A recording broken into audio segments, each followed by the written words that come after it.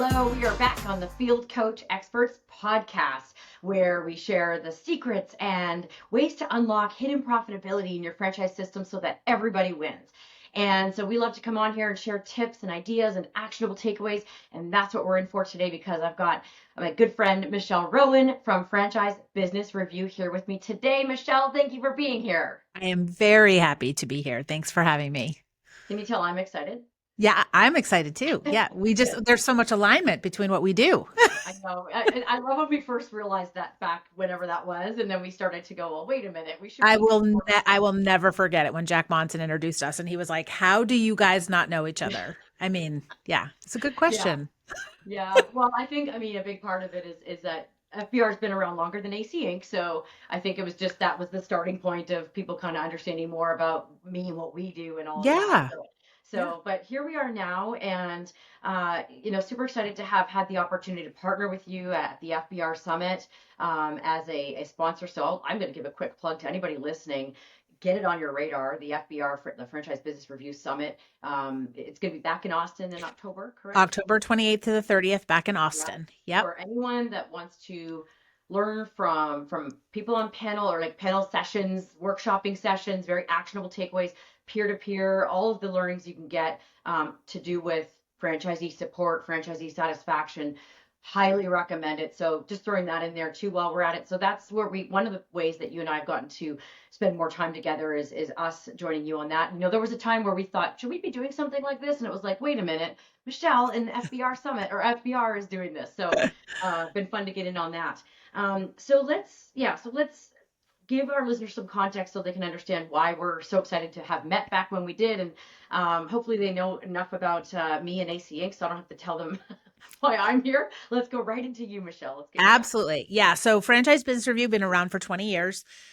We work with all franchisor teams, but the idea is we get feedback from their existing franchise owners on what they feel is going well and what they need more of to support or grow their brands. So the idea is we start with standard questions. So they're not just getting their company data, they have context of how this compares to other systems in franchising. Totally confidential. Franchisors can also customize questions, understanding that their operations, their products, their services, their teams all look different, but it kind of gives everyone an idea of benchmarking to understand where their focus, where their team's focus and priority should really be to continue growing and leveling up their whole franchise system. Yeah, I got to make the comment that I know one of the big objections you get from people, maybe I don't know if they say it or how but that they're almost afraid to find out the information, right? Like, but I would say that from all the brands that I know that are working, that use the survey, they're the brands that are more successful. And it's because they know that in order to level up, we need to know this information. Yeah, So I would say there's probably a level of fear. I think that comes more when we work with organizations that are still founder led. There's a lot of emotion that these leaders have in supporting their franchise owners. And so the feedback can be hard, but it's like anything that you tell your franchisees on the customer or the employee side is that you can't change things if you don't know what they need or what they're saying. And if you're just relying on, this is really true with founders, the people you hear from the most, those first franchisees that you signed on, you're not getting a clear picture of how your system has evolved. If your smaller franchisees feel the same way as your bigger, your older franchisees, there's just, to the point of all that you're doing, it's not a one size fits all. You can't rely on your gut to effectively grow a franchise system. You need data to understand what your franchisees need. And this is a great way to do it because they can participate anonymously. We do help you through those hard feedback comments to read, but this is how you build relationships. This is how you strengthen brands. So I do get that it's scary. The first one is always the hardest, but that's where FBR is so helpful in that you get the context of the data. And we've seen franchise systems focus on the right things and move these scores and move these relationships into a positive place. And so I would say too, if there's any potential of litigation or anything that the relationship is getting that tenuous, this is a great way to have that heads up before it ever gets that far. well, and it shows them that you care, right? And Yes. that you're trying to find out. And I just wanted to highlight. So the founders just are more emotional because it's their baby. Whereas if Yes. it's like if it's PE backed or owned, and then you got a CEO that works there, they're a little bit less sensitive to the response. They Yes. probably have some sensitivity, but okay. So just want to make sure that was why that Yeah. was. Yeah. Yeah, and then yeah, so that the fact that yeah, this is now we know what we need to fix, and I'm sure some people, I guess one of the biggest things is that don't take the survey and then not do anything the Oh next my week. gosh, yeah. That would be a total waste of time and hurt your relationship. But yeah, Yeah, so so much sometimes work. yeah, I say sometimes the franchisees that are the noisiest get the most attention, or your whole network can assume that they're the rightest, Yeah, making up words here, yeah, because they're so vocal. And so yeah. it's great to get, this is just one of those ways to measure feedback from everyone to understand really what are the things that are rising to the top for everyone, not just the squeaky wheels, not just the most negative, not just the most positive, but a real clear picture of what franchisees are saying is helpful in their business and what they're saying they could use more of.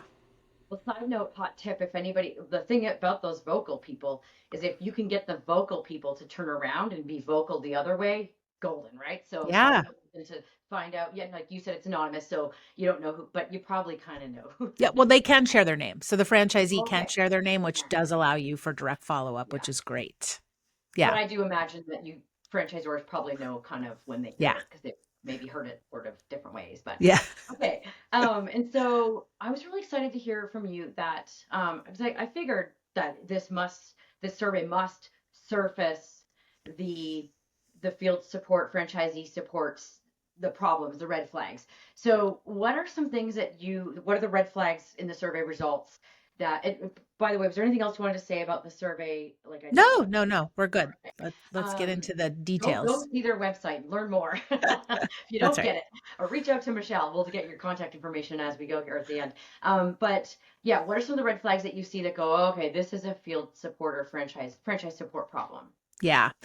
So it's a great question. So when we are looking at our data, which is both multiple choice and verbatim, when we're seeing low scores in communication or Mm, responsiveness, that's a flag that there's a consistency issue. The comments that hurt me the most, I don't know who my field support person is. I haven't seen anyone in my market. I haven't heard from anyone. So that's kind of the flag of that there's an inconsistency of communication of who's supporting you or frequency in how much they're meeting. When we also see a really big variance in the scores. So our clients can actually segment their data by field support coach, by region, however they want to look at it. So when you see some super high stellar scores and then you see not good scores, that's we always say it's a coaching opportunity and or a coaching out opportunity if it's not the right fit. So being able, yes, maybe yes, you're taking a yeah. vacation or whatever. Yeah. Yep. And then the other is that we'll see a lot of comments around that visit was very transactional, checking off a checklist. It was compliance focused. It wasn't helpful to my business or what my particular challenge or need is. So I think those all come out in the results that we look at. When I was a franchisee, that was the number one reason when our franchise support person was coming to our market or wanting to get on a call, whether that, or Zoom or whatever. But that was the number one reason that we just like didn't want to prioritize the time that it wasn't when it wasn't valuable. It just felt like transactional compliance, like you're not helping me grow my business and I don't feel like you really care about me. Yeah, So, well, and I think, I mean, we can get into this in other areas too, but I think one of the common things that we hear from the field coach side is like that you don't know my business, you're new to the company, you're young, and all of those things can be combated when you have a mhm, program in place, when they're going through the same training, when you give them that criteria of like, we have trained this person to our business and to understanding how to help you grow your business, it adds credibility to that new person, that young person. So I think that's something to keep in mind too, is that it's valid for a franchisee to be like, hey, every single one of these past conversations, visits has been a waste of time. So if you're going to put the time into this role, really set them up for success by making sure that they are experts in your business and their business before you send them out to deal with a franchise owner that has 20 hats they're wearing in their business. And if you want their time and attention, make it worth it. why AC Inc. exists, because I suffered all of this both in the like as a support person myself and then as a franchisee. Yes. And the funny thing is the number one thing that people say after they take our certification is that like the coaches themselves go, I feel now more confident and like I have Yes. credibility and I know how to deliver that now. And it sounds a bit fluffy, but hearing what you just said confirms why that matters. So that's really Yeah. good to hear. Yeah. Very cool. Okay, so and one thing I wanted to get out of the way just in case anybody's confused. We use the term field coach. Other people use the term field coach. When we say that, we don't always mean going into the field. We also mean like Yes. on the calls. I sort of said that a minute ago, but like we see, I'm sure you do too, Michelle, I'm sure, all kinds of different ways coaching and support is done. And it doesn't Yep. necessarily always mean, I mean, the best is if you can get out into the field and invest in that and get some in-person visits. But um, we're not saying that is all we're talking about. We're talking about all of Correct. it. Yeah. Yeah. Okay. Okay, so yeah, I just love this that you talk to hundreds of franchisors, and from your perspective, I'm curious what patterns do you see that the leaders struggle to admit when it comes to Yeah. franchisee support? Yep. So I think a common thing is that they don't recognize that their support of franchisees is 100% reactive, that they wait Mhm. for the low KPI. They wait for the underperformance in whatever they define as that with a franchisee to address it. They're not coaching, they're reacting to an issue in the business. So I think that's probably the biggest one. Next is that coaches, and I know that we've had this conversation before, have the hardest job in franchising without a doubt. And they are usually not compensated as well as your sales team, or uh, they don't have that recognition that their job is hard. They are in between what the corporate team needs and wants and the brand needs and wants to keep growing the brand at that big picture level. And then they have these franchisees that they are directly supporting who have everything on the line and need this business to be successful.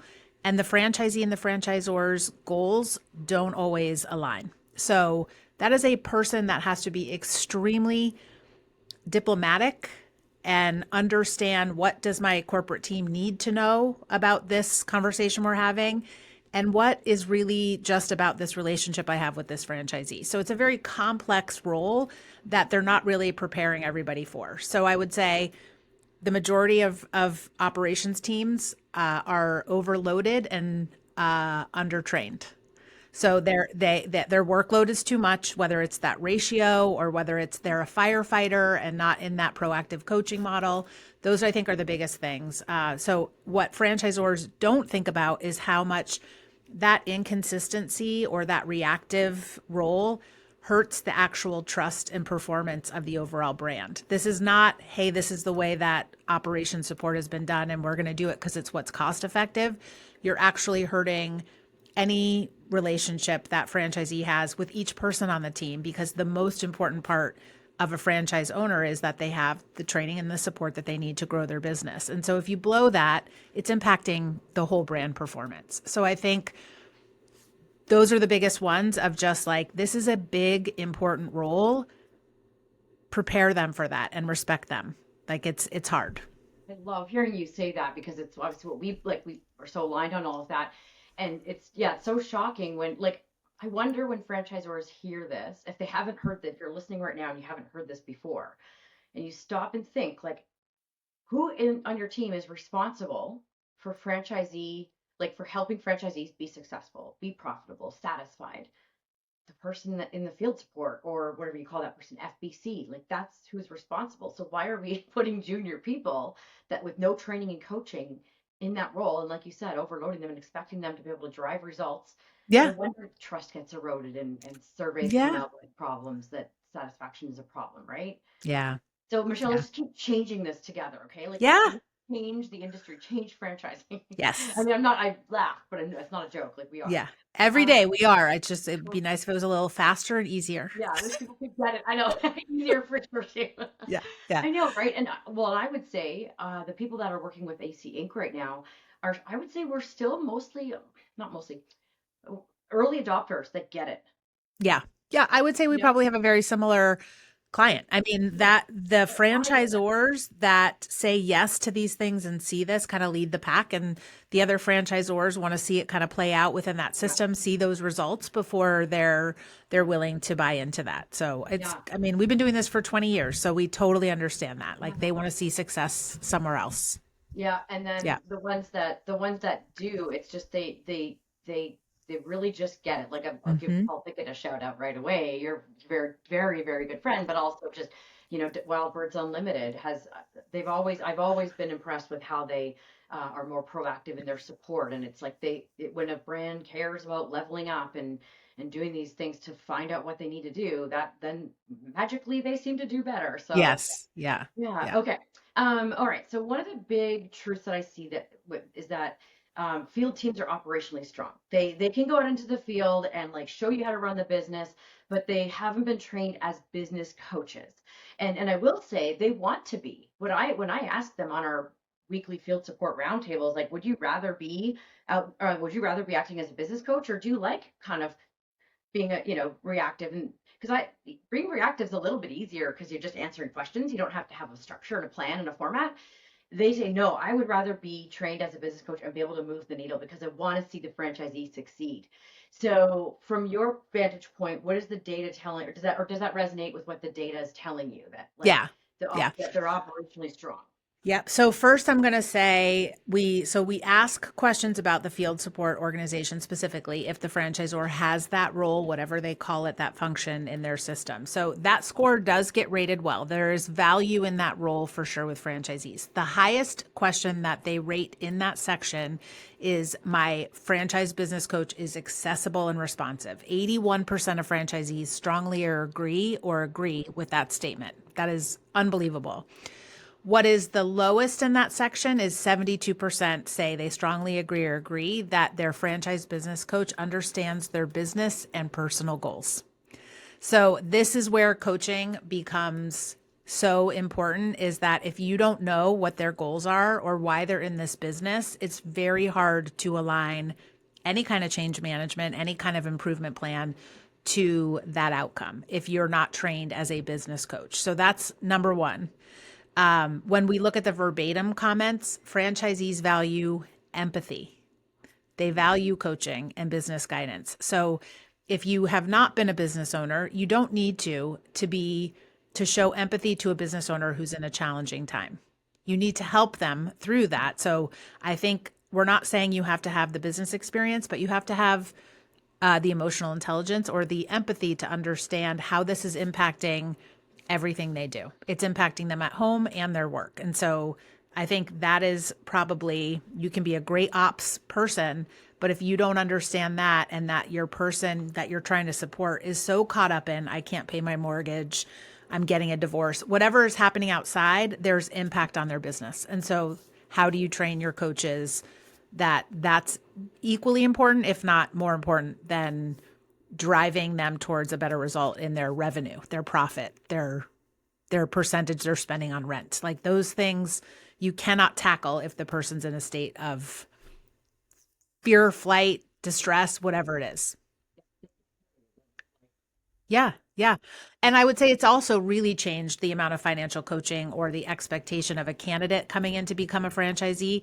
10 years ago, I would not be surprised if several people said they didn't even really understand a full P&L. I think franchisors have raised the level of what they at least want their franchisees to understand. But I mean, I've been in FBR for 20 years. I'm in charge of the P&L. It's hard. It's, you want someone that can help you kind of track and work through that, especially when you're just starting a business or when you're thinking about expanding your business. You need someone that knows how to look at that and understand, how do I take this current P&L and grow it? How do I get the money to do that? How do I best scale my organization? Those are hard things. Point out here, first of all, highlighting what you said there, just making sure people really caught this, because we hear this all the time where people think, I'm just gonna franchisees, for credibility, we need to put someone who's been a franchisee in the role of field coach or FBC. No, you don't. You need somebody with the emotional, that has the emotional and social intelligence, like you talk about empathy being one of those skills. And they can be trained on how, like, they can learn empathy, what empathy is, and how Yeah. to deliver it. That's what we teach at AC, one of the things. And so if people are thinking that the answer is just put somebody that has business experience, or I've heard franchisors say, well, well, I know what we're going to do. We're going to go get like a financial wizard and make them be the coach. Well, I think you know exactly what's going to happen. You can know everything, but like you said, if you can't get the franchisee, like if there's no trust there, and you try to get on a call and just start talking numbers with a franchisee who's in the middle of a nasty divorce, it doesn't matter how much financial acumen that expert has. It's first about The the person. relationship piece, right? And so like Yes. we would say that, and you tell me what you think about this, but like field teams, FBCs, franchisee support people, they have to have some level of for sure business acumen, like you said, the P&L, understanding the P&L, but they don't need to be up here experts because they Yeah. can always go get the expertise from someone else on the team if they get stumped, right? Just they have to have the ability to get the franchisee to like want to get on that call and be open to talking about it. Would you Yeah. agree? Yes, Yeah. absolutely. Yeah. Yeah. Okay, good. Yeah. Then we're on the right track Yeah. again. Yeah. Yeah. It's something I've kind of learned over the years when we've seen what people try and it doesn't work. Okay, let's go to this. So when results are lagging, leaders often blame the marketing. Oh, the leads or the economy. Like it's funny how they'll blame these other things. So what? Let's just be real about this. Well, I hope this is what I want to hear. But what does your data say about the role of field support in franchisee satisfaction? Yeah. Versus So these other things, like maybe it's not. So, yeah, well, and you're talking about the results lagging. So, what I want to go back to is actually, I know it's some people are like, please don't talk about COVID, but I'm going to talk about COVID in the sense that that is probably the most KPIs lagging probably happened for franchisees during Mm, COVID. Revenue for most was just in the toilet. yeah. That's also when we saw our scores go up the highest ever. And so it's a perfect example of franchisees don't need to just be making money to be satisfied. That we're not talking about you need to bend over backwards to make franchisees feel happy. It's about what they have access to being part of your franchise system that individual business owners don't have. My business is in the toilet during COVID. I'm going through it with 100 other franchisees in the same business, and my corporate team has stepped up to help me navigate the chaos, figure out what my best steps are. Like we saw operations teams and field support teams shine. And it showed in the franchisees' feedback that this was about trust. This was about believing that your brand has your back and wants you to be successful. So instead of thinking about going to your ops team when they lag, I always tell people your field teams are your early warning systems. They know what's going to impact that P&L, that KPI that you're looking at months before it hits. If there's stuff happening in the business that is anecdotal, you just have to coach your franchisees, I mean, your field coaches on how to use that information to either turn around, notify the corporate, whatever it is, before it gets to this huge blown out thing you're trying to turn around. So just think of them as that they are your eyes and ears on the street, and they have a lot of value if you listen to them, what they're seeing in the markets, what they're hearing from the franchisees that can help you systemically understand what might be a threat to your business or to your goals. The number of leads coming in from franchisee or the economy might be bad. Well, those things are all maybe part of the equation, or there might be signals or whatever of a problem. Really, truly, it's the people in the front lines supporting the franchisees. Yeah. And yeah, that's a really interesting story. What about the satisfaction that went up during COVID, even though revenue was down. What do you say? Just kind of that made me think of this. What do you say about like we want this is totally a random question. We want franchisees to be satisfied because that's going to be your best that like for being able to grow the company, for like validation calls and things like that. If another candidate comes talks to them, and we want them to be not causing drama and trouble because if they're not satisfied, that often happens, right? All the stuff that they start to spread around. But we need them to be maximizing their market and profitable. So this, I'm guessing, like this isn't just about satisfaction, right? Like you said, they could have their revenue could be down, they could still be satisfied. We don't really want that all the time, right? How do you respond to that? Yeah, so I think this is a really complex relationship. So a franchisee that is in a moment angry with their franchisor, frustrated, not aligned, can easily be turned around or can go through that and understand like, hey, they're not giving me what I want in my market, but they've come back and explained to me the why. They told me what they're doing to protect the brand on this kind of macro level, and my job is here in the market. So it goes back to that relationship. I think I get I'm not going to say frustrated because everybody gets to run their company their own way. But when a leader says, I don't need my franchisees to be happy, it's not my job to make them satisfied or make them happy, I wholeheartedly disagree. It does not mean you're doing everything that they say. What it is that you prioritize the relationship, you respect their perspective, you respect their business and what they've invested into your brand, and then you explain to them the why not. Because if you just ignore it or say, if they're making money, they're happy, it's not the case. You are a franchise system. They bought into this because you are supposed to have a business that will eventually let them exit at a profit. And what your job as the franchisor is to make sure that that is the highest profit that they can get. And if you're doing well, a better return than they would get on their own as an individual business owner. That's it. So of course you want them to give you some kind of feedback on that relationship up and down. It's not a perfect trajectory of they're always going to be happier and you're going to make them happier each year. Are they satisfied with their investment? Would they do it again? Are they telling other people that this is a good opportunity to make your living? Those are the core things that you're looking at. It's such a cop out to be like, it's not my job to make them happy. That's not what this is about. It's to make sure that your business model works for the franchisor and the franchisee, because that's what's really special about franchising. What's going to my mind is if they're not satisfied, it's a lot harder to engage with them to help them be successful. Like, say let me put it this way, if they're satisfied, but maybe not making a lot of money.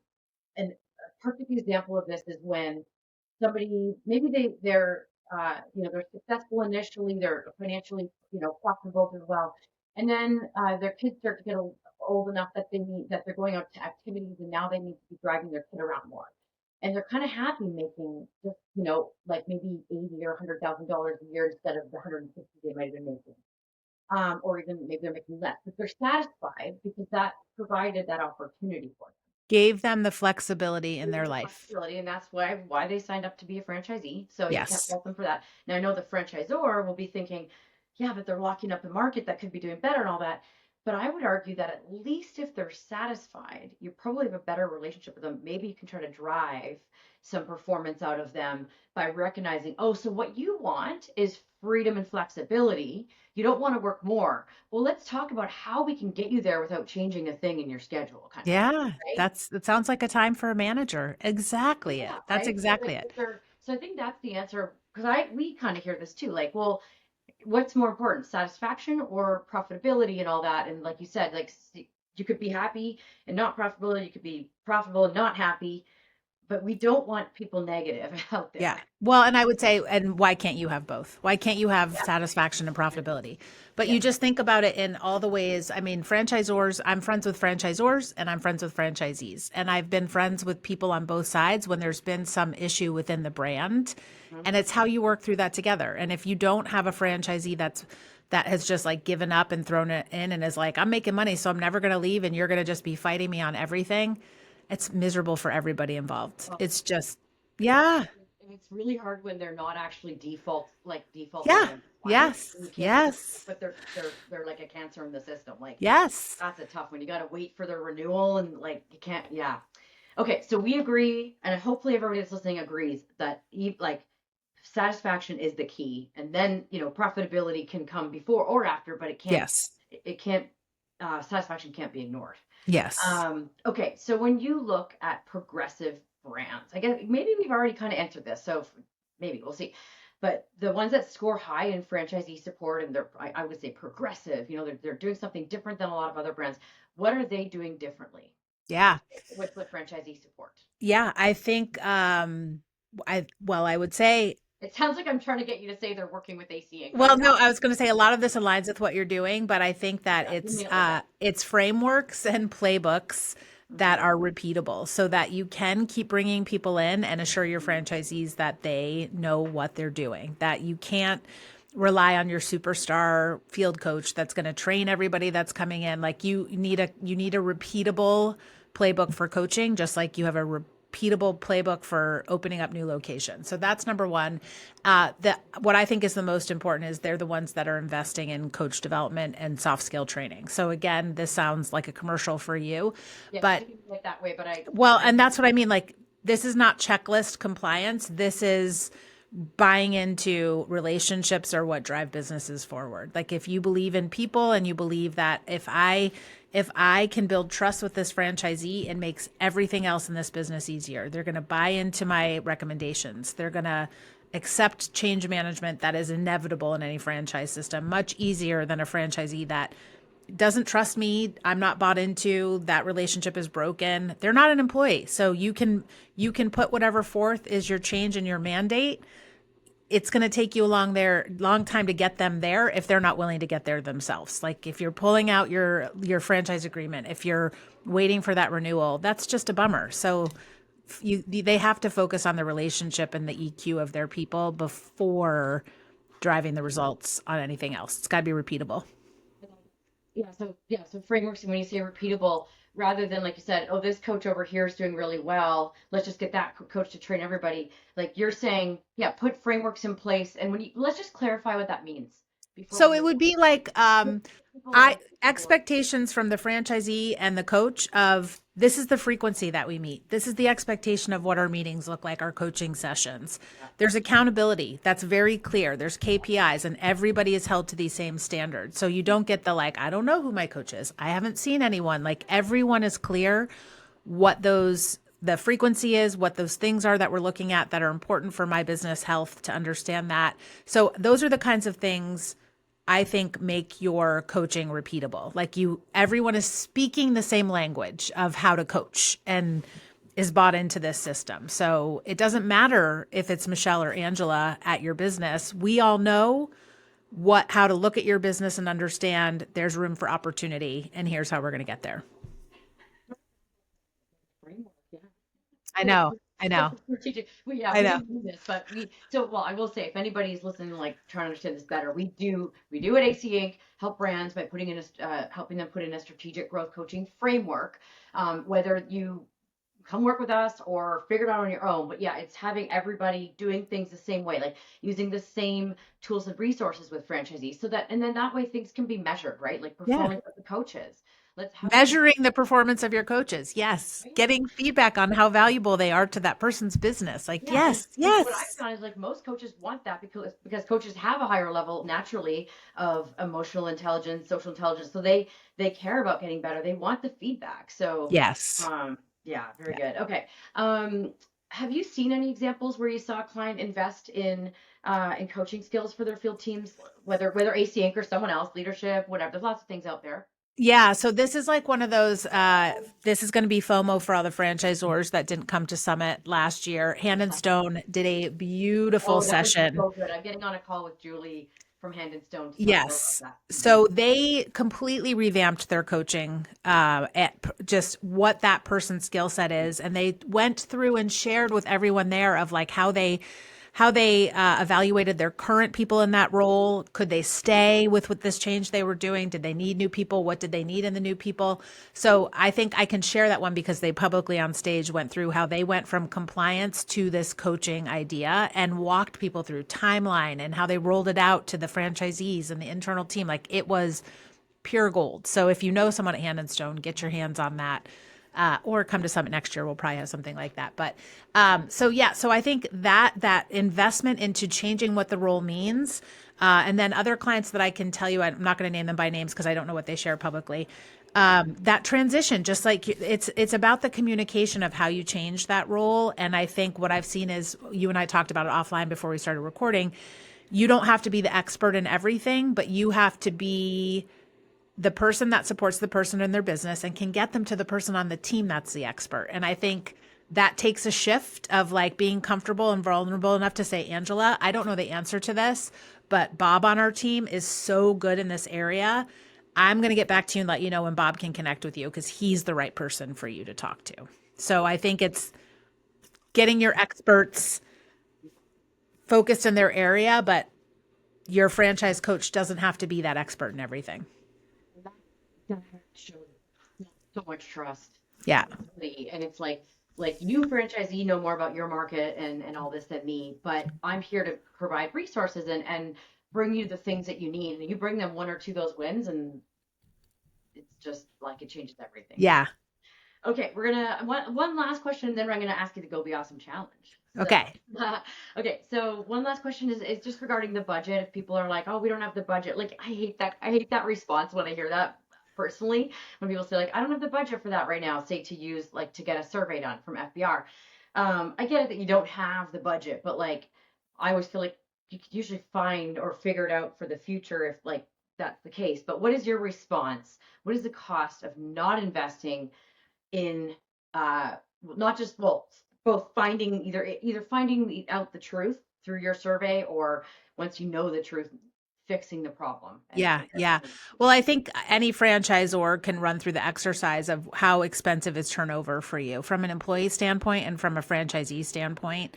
That's it. And it's easier to see a lift in an existing business's profitability or revenue, if that's what you're focused on, than it is to start a brand new unit location business and get those same results. So I always say, look at it from a retention standpoint as far as there's so much potential to help grow your franchisees. If you grow all your franchisees 1%, what does that look like to your top line, bottom line, your royalty versus selling another franchise? And I think that's the quickest way to do it of like, if you could get 1% more out of every franchisee, that's a big impact on your KPIs, your P&L. So that's it.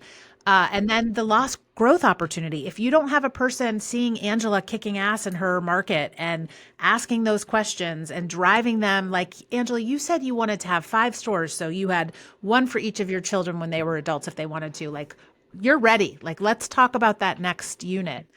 I mean, it's right there. Like, that's what you miss out on if a franchisee, yeah, is just going through the motions, doing their thing. Like, everybody. And if you're a good leader, everyone on your team is getting that cheerleader, that hype from you. But if you're the business owner, you don't get it from anyone. So if you're a field coach, you get to be that cheerleader and that, like, you can do this. This was your goal. We're going to help you do that. So I think that's really what it is. Like, just look at that one, think of that 1%, and that's the kind of impact you can really have with good coaching. for sure that's really good. Okay, so we're at the end. This was a Okay. fun last you and we could just I feel like we have to do this again. We will at some point. Um, Anytime. yeah, well, thank you. And thank you so much for being here. But let me just close up with this. We always have the Go Be Awesome Challenge because as like you at the FBR Summit at AC Inc., we are always all about like, what can someone go do right now? Like, what is an action step they can take to start right now improving the impact of their field support? What would you say from what Yeah. you've seen? So I was really focused on, so in our data, the number one most important question in our survey data when we look at it to companies that are growing in their FDD is, I trust my franchisor. So I took this from the lens of like, how can they build trust this week? Even if they have great trust, how can they do that? So I said my vote would be to close the loop every single time. If you just think about it from that mentality. So no matter what your meeting, your agenda, if it's a full sit down, if it's a quick thing, acknowledge the request from the franchisee so that they feel heard. Share a plan. Doesn't mean I need to have the answers. Doesn't mean I need to have a specific date of when it's going to be, but I must report back. And that is, I think, the fastest way to build trust is to think about every time you are communicating with your franchisee, you're building a rhythm, you're setting an expectation, and then you're meeting it, missing it, or beating it.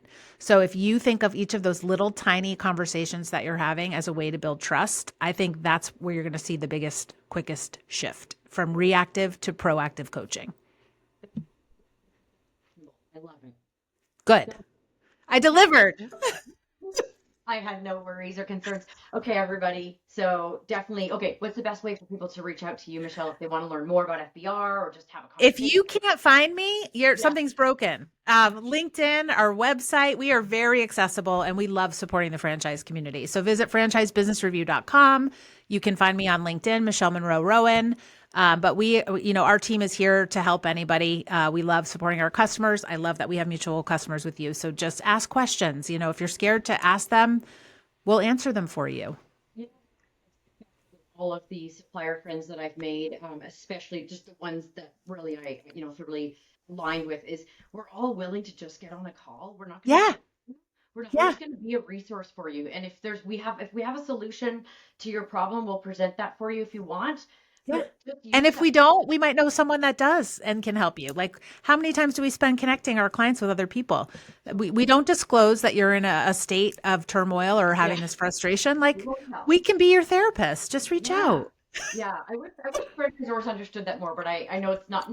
Anyway, for that, just so everyone knows, reach out to Michelle. She will Yeah. be your therapist. I think it goes back to vulnerability. Like, people want to be like, I have it all figured out. None of us have it all No, figured out. no, I'm gonna yeah, just spill that right now. yeah. Lean on your friends or strangers that are willing to take your call. Exactly. Okay, well, there you go. Well, thank you everybody for listening, and thank you, Michelle. So awesome to have you. And so, if you're looking for more from AC Inc., you can go to our website, fieldcoachexperts.com. Find me on LinkedIn, of course, as well. And at the very least, come join us at our round tables if you're a franchisor. You can reach out to me about that too. So, all right, we'll leave it at that. Now, go be awesome.